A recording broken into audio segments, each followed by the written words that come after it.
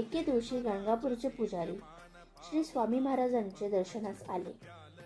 दर्शन झाल्यावर पुजाऱ्यास समर्थांनी तुमच्या देवाचे नाव काय म्हणून प्रश्न केला.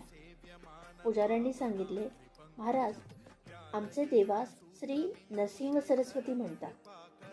ते ऐकून स्वामी महाराज म्हणाले, माझे नाव नरसिंह भान बरे आहे बरे. कित्येक प्रसंगी मीच राम झालो, मीच कृष्ण झालो म्हणून उद्गार महाराजांचे निघत.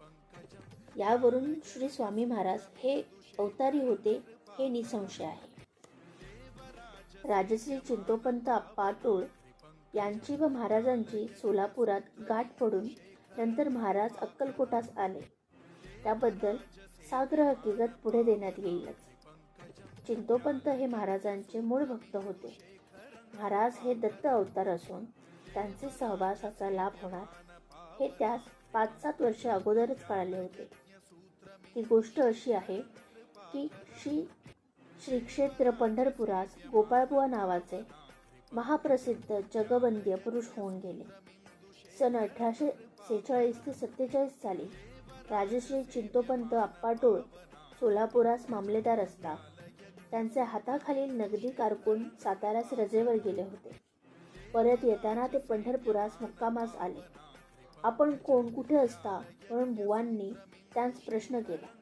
कारकून म्हणाले, आम्ही सोलापुरास मामलेदार कचेरीत कारकून आहोत हो, तुमचे मामलेदार पत्र द्यावयाचे आहे असे बुवा म्हणाले व त्यास दौत लेखणी कागद आणण्यास सांगितले. कागद दौत लेखणी आल्यावर बुवांनी पत्र लिहिण्यास सांगितले. त्यातील मूळ मुद्द्याची ही गोष्ट होती की काही दिवसांनी तुला महान योगी सत्पुरुष दत्तात्रेयांची गाठ पडून दर्शन व सहवास होईल. पुढे 7-8 वर्षांनी चिंतोपंतांची व श्री समर्थांची गाठ पडून चिंतोपंत श्री समर्थांचे निस्सीम भक्त झाले.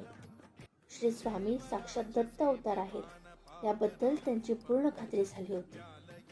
गाणगापुरांचे श्री नरसिंह सरस्वतीस नवस केलेले पुष्कळ भक्तजन अक्कलकोटास श्री स्वामी सन्निध नवस फेडीत असत.